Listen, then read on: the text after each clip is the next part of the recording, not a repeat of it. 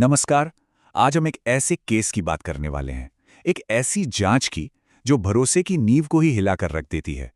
ये कहानी है कैलाश हिल्स इन्वेस्टिगेशन की। तो चलिए इस पूरी पड़ताल को एक बहुत ही परेशान करने वाले सवाल से शुरू करते हैं। सोचिए जरा, क्या हो अगर कातिल के पास आपके घर की चाबी पहले से ही हो। तो कहानी शुरू होती है दिल्ली के एक काफी शांत माने जाने वाले इलाके से, जहां एक घर के बंद दरवाजों के पीछे एक भयानक सच सामने आने वाला था। सब कुछ बिल्कुल नॉर्मल था। एक आम दिन घर की महिला के पति जब दोपहर के खाने के लिए घर लौटे तो उन्होंने देखा कि दरवाजा बाहर से बंद है। अब उन्हें क्या पता था कि उस बंद दरवाजे के पीछे क्या खौफनाक मंजर उनका इंतजार कर रहा था। और जैसे ही पुलिस मौके पर पहुंची, इन्वेस्टिगेशन ने एक ऐसा मोड़ लिया जिसने शक की सुई को बाहर नहीं बल्कि घर के अंदर ही किसी पर लाकर खड़ा कर दिया। तो चलिए इस चीज को जरा और गहराई से समझते हैं। पुलिस ने जो पहली चीज नोटिस की वो ये थी कि घर में जबरदस्ती घुसने का मतलब कोई तोड़-फोड़ का कोई निशान ही नहीं था। और ये एक छोटा सा सुराग एक बहुत बहुत बड़ा क्लू था जिसने जांच की पूरी दिशा ही पलट कर रख दी। और पुलिस की शुरुआती ऑब्जर्वेशंस ने तो तस्वीर को और भी साफ कर दिया। मेन दरवाजा बाहर से लॉक था, कोई खिड़की कोई ग्रिल कुछ भी नहीं टूटा था। ऐसा लग रहा था कि जो भी अंदर आया वो बड़े आराम से बिना किसी जोर जबरदस्ती के आया, और ये सारी चीजें बस एक ही तरफ इशारा कर रही थी। तो पुलिस की थ्योरी क्या बनी? उनकी थ्योरी थी कि ये एक इनसाइडर जॉब था। मतलब ये काम किसी ऐसे इंसान का है जिससे घर के बारे में, वहां रहने वालों के बारे में वो सारी बातें पता थीं जो किसी बाहरी आदमी को कभी पता नहीं चल सकती।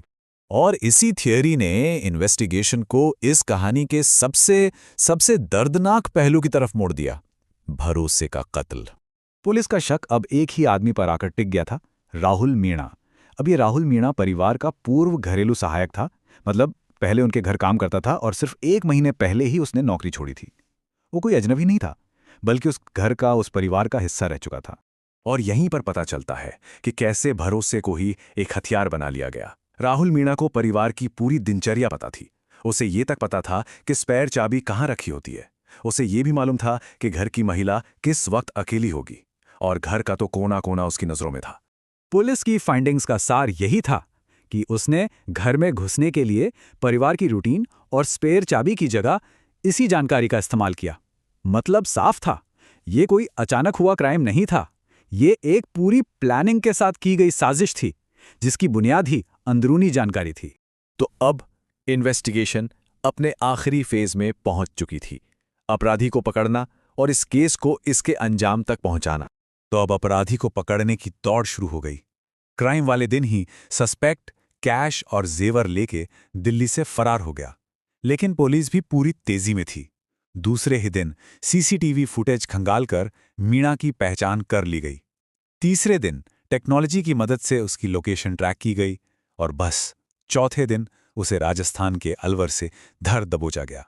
अब जब वो पकड़ा गया तो राहुल ने अपनी एक कहानी बनाई। कहने लगा कि वो तो क्राइम के वक्त अपने गांव राजस्थान में था, लेकिन डिजिटल सबूत कुछ और ही कहानी सुना रहे थे। उसके फोन का लोकेशन डेटा चीख चीख कर कह रहा था कि वो उस वक्त दिल्ली में ही था। बस यहीं उसका झूठ पकड़ा गया। और जब ये सारे सबूत उसके मुंह पे मारे गए तो राहुल मीणा के पास बचने का कोई रास्ता नहीं था। पुलिस की पूछताछ में वो टूट गया और उसने रेप और मर्डर दोनों जुर्म कबूल कर लिए। और इसी के साथ ये इन्वेस्टिगेशन अपने अंजाम तक पहुंची। तो केस तो सॉल्व हो गया, लेकिन अपने पीछे एक बहुत बड़ा और सच कहूं तो एक बहुत ही बेचैन कर देने वाला सवाल छोड़ गया कि हम जिन लोगों को अपनी जिंदगी में आने देते हैं, जिन पर भरोसा करते हैं, जिन्हें अपने घर की चारदीवारी में जगह देते हैं, क्या हम उन्हें सच में वाकई में जानते हैं?